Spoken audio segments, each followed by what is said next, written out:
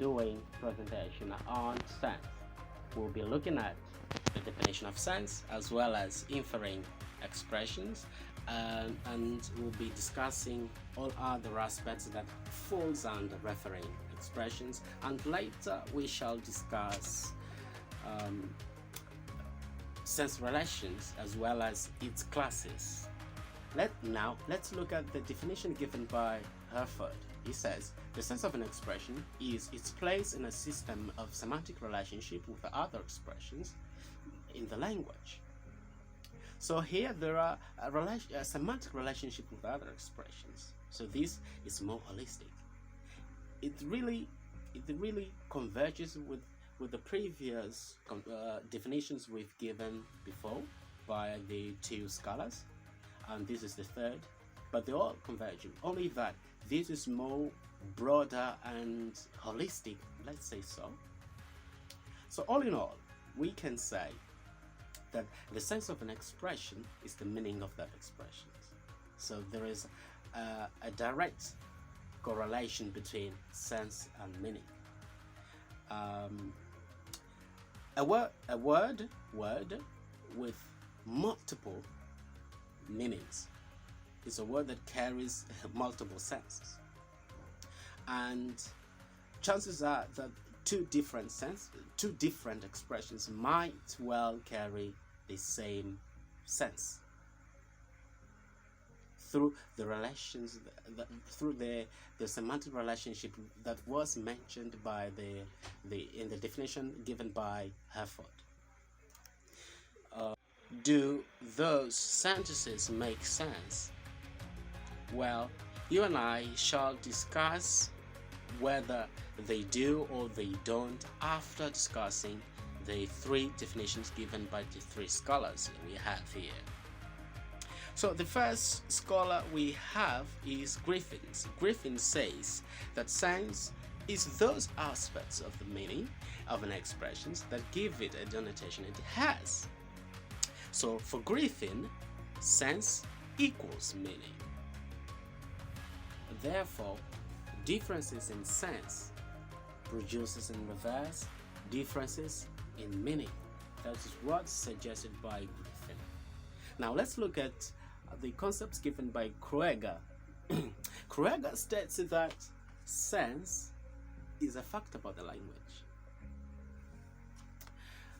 For Krueger, sense is some sort of a meaning that you have to look up in a dictionary, and that this word, and that the words you're looking at in the dictionary does not depend on the context for you to tell the meaning.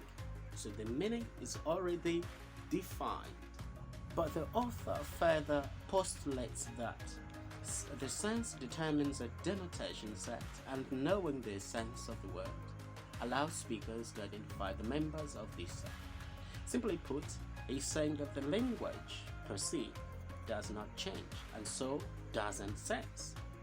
Having said that, though, the denotation is flexible, it might change, and denotation represents the world. That is, the world might change.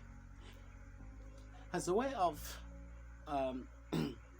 explaining even through examples, let's just recall the one of the sentences I've given before, right, prior to the start of this. Remember, I said I saw a rabbit talking to a young man, and we said I saw a man talking to a young man.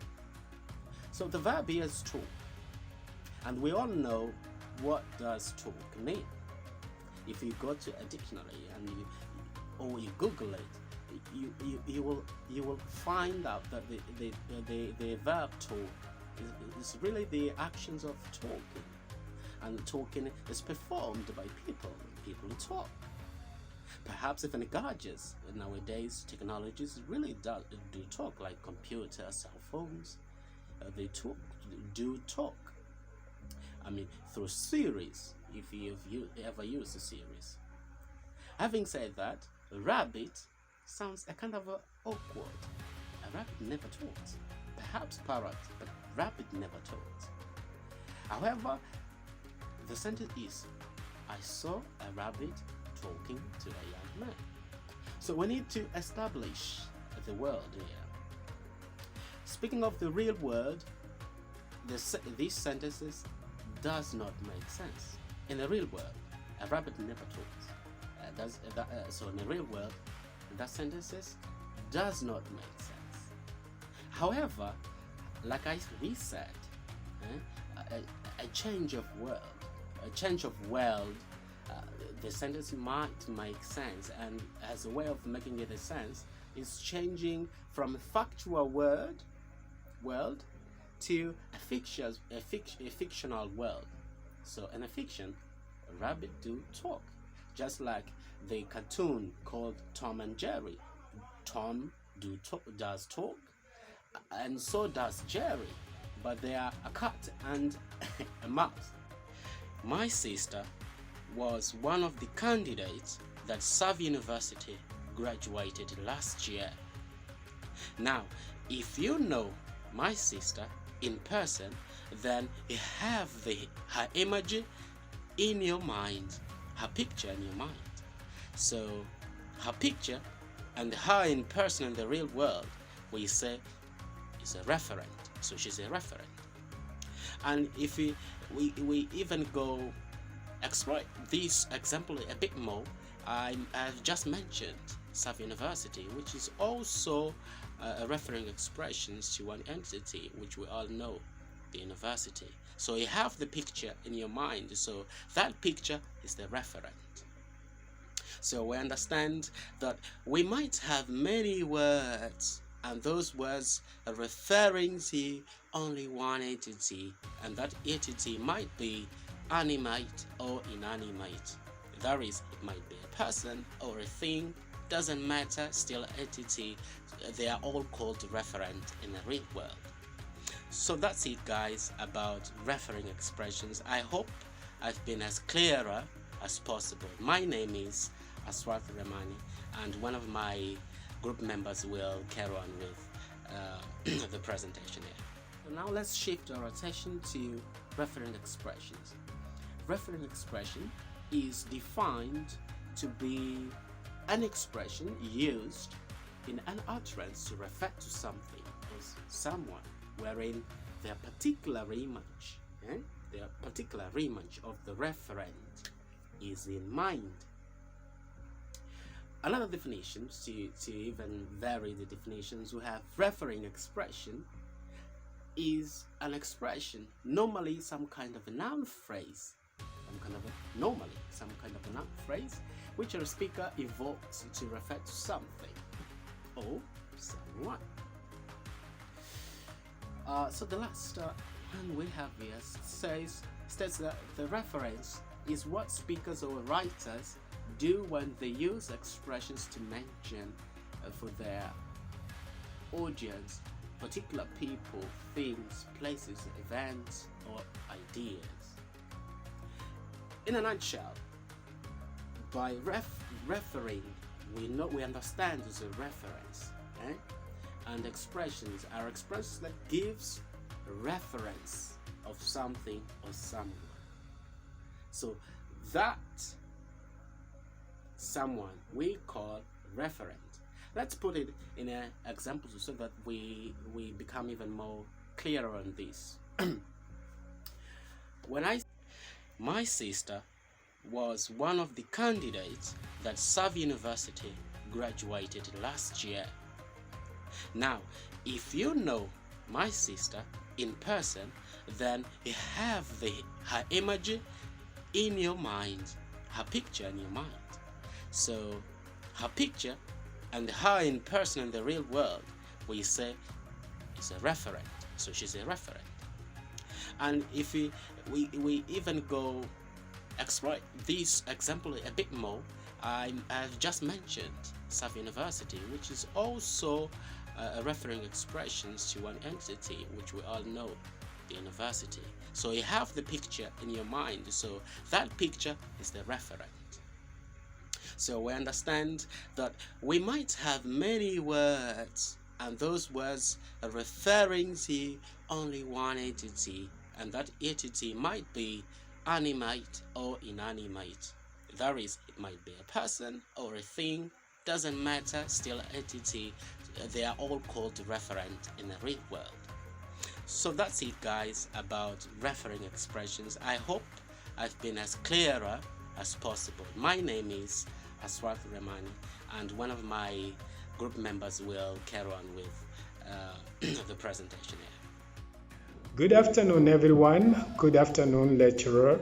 My name is Caetano Maribeiro. I'm going to talk about meronymy. As my colleague who preceded me talked about eponymy, I hope you guys will understand what a meronymy is. In semantics, this word meronymy denotes a constituent part. It can be also a member of something. We brought here the example of apple as a meronymy of apple tree to give a bigger picture of what a meronymy is.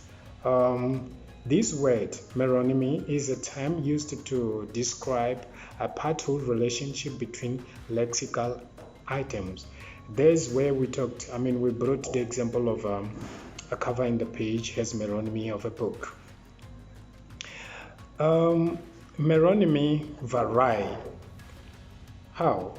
It varies in how necessary a part is to the whole. Some are necessarily for normal example. We brought here also the example of nose as a meronymy of a face. And for those which are usual but not obligatory, we brought the example of collar as a meronymy of shirt. And still we have others which are optional, like sale of a house. So in many ways, meronymy is significantly more complicated than eponymy.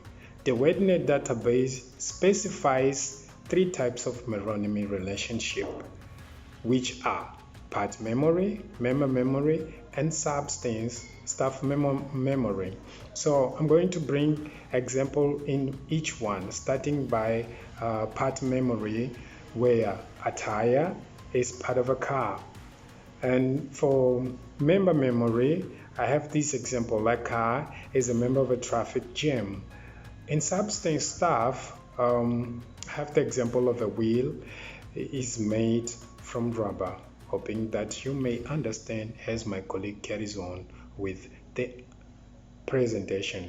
I've been talking about meronymy. Thank you. Hi everyone, my name is Domingos. I belong also to this first group. I'm going to talk about definiteness, and this is the fixture of the phrase selected by a speaker to convey his assumption that the hearer will be able to identify the referent of a noun phrase, usually because it's the only thing of its kind in the context of utterance, or because it's unique in the universe of discourse. Example: that book is definite.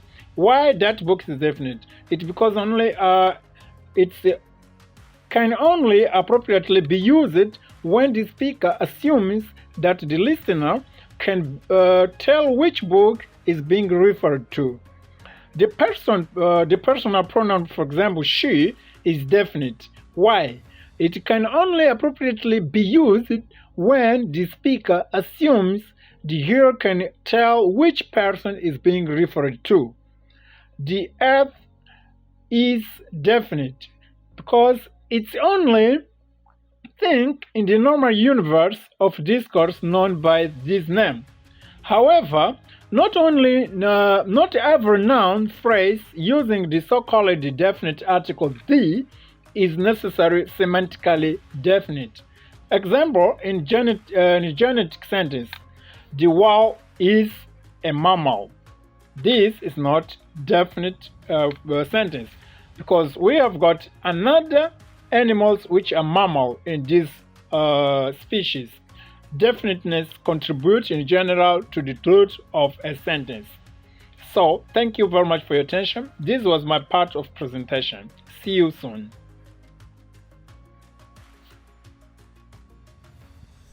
Good afternoon, class. Good afternoon, dearest teacher.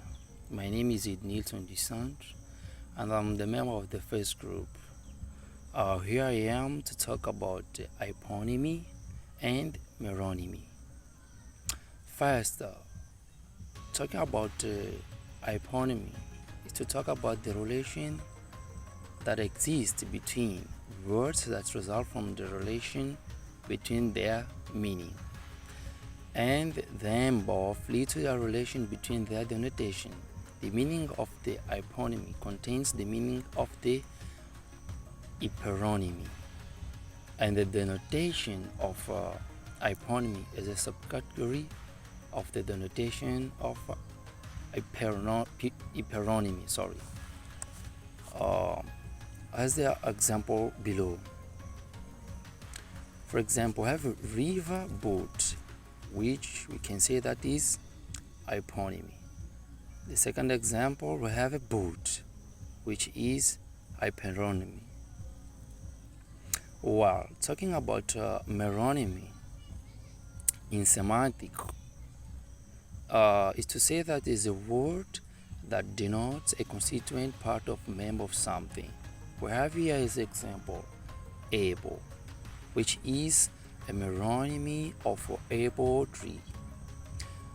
So meronymy is a term used to describe a part-whole relationship between lexical items. Thus, cover in the page are meronyms of a book. Also, the meronyms can vary in how necessary the part is the whole. Some are necessary for normal examples. For example, we have here nose as a meronym for face. Others are usual but not obligatory, like a collar has a meronym of shirt. Still others are optional, like cellar for house. The meronyms, they can vary. The meronyms comes in many ways, as a significantly more complicated than hyponyms.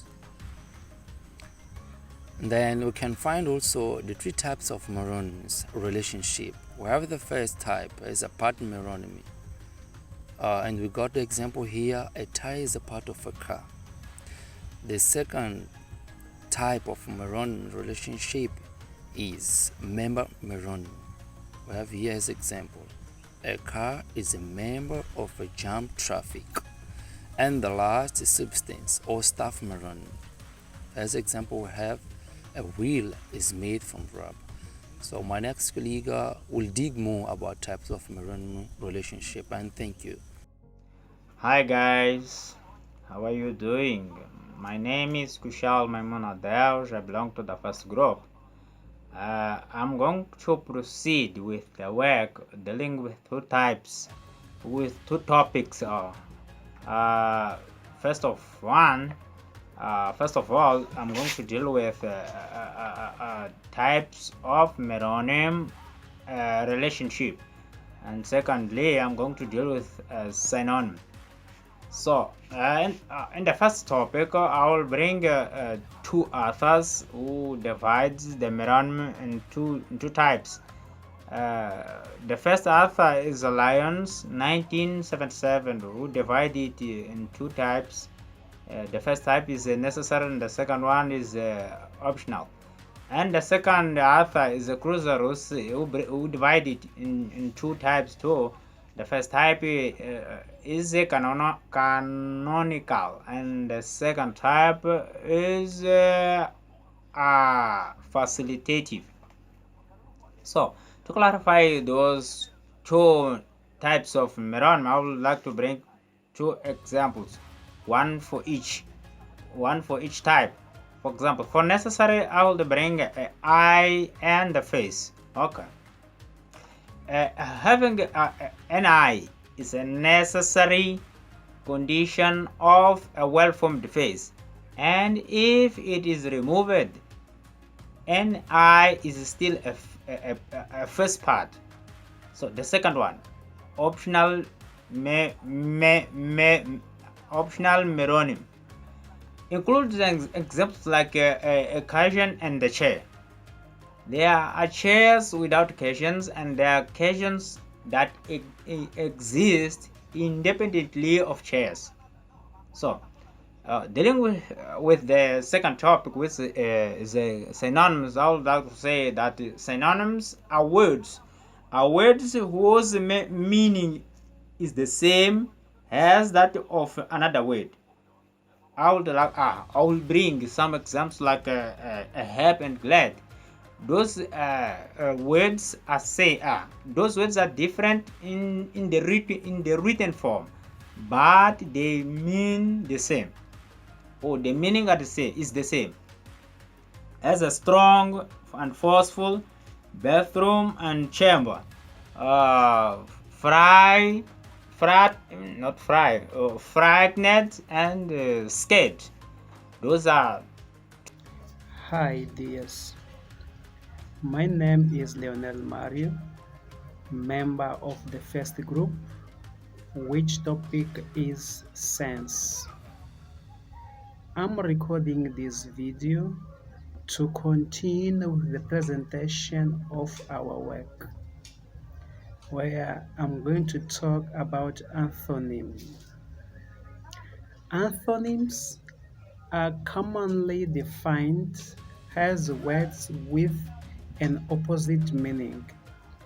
So two words which are antonym actually share most of their components of meaning and differ only with respect to the value of one particular feature. This definition belongs to August 2018. Lyons 1977 restricts the use of this term to gradable opposites. I repeat, gradable opposites, and is defined informally in terms of contrast, such that if A is X, then A is not Y. If John is tall, is true, then John is not small is also true. Gradable anthonyms are easy to identify. Okay, let us see the following examples. New, old, cold, hot, good, bad. So these are some of the examples. Okay, there are so many examples that can clarify these gradable opposites.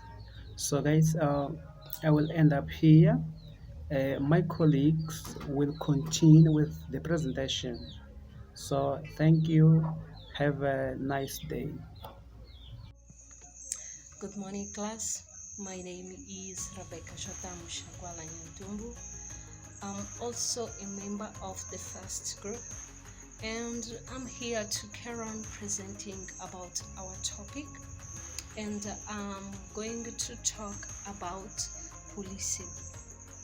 To say that polysemy is a word that has several very closely related sense. So in other words, is the ability of a word to possess several meanings or lexicosemantics variants. For instance, the word mouth. The word mouth can refer to a mouth of a river or a mouth of an animal. So this is a case of polysemy. The true sense are clearly related by the concepts of any opening from the interior of some solid mass to the outside. So a place of issue at the end of some long, narrow channel. So polysemy is not restricted to just one part of speech. Some uses of run, the word run, which bring out a few of its complex interested sense, include run a race on foot, run for office, this road run from east to west, the motor is running, the water is running down the roof, run a computer program, or a run in a stocking.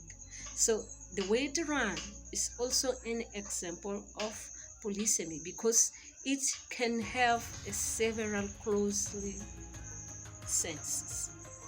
So to conclude our job, I can say that the reference is of a word. The reference of a word is the relation between the linguistic expression and the entity in the real word to which it refers. So in contrast to reference, sense is defined as its relation to other expressions in the language system. Thus, there are words that have a sense but no reference in the real world.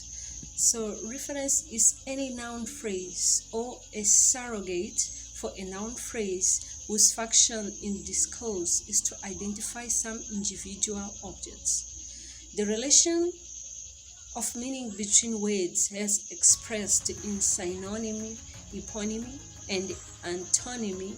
Thus, sense relation can be seen from the similarity of meaning as in synonymy, the inclusion of meaning as in eponymy, the oppositeness of meaning as in antonymy, the part of relationship with its oronymy in meronymy, and the single word form associated with two or several related sense in polysemy. So the sense relations are important for learners as they help to build a mental network of related words, which helps memorization and retrieval of lexical items, which in turn can improve fluency. They also represent a logical way of organizing new vocabulary for students, which again in turn help memorization. Sense relations are also one of important elements with regards to learning semantics, the start of language meaning. So thank you very much for your attention. I hope I made myself understand. So thank you very much.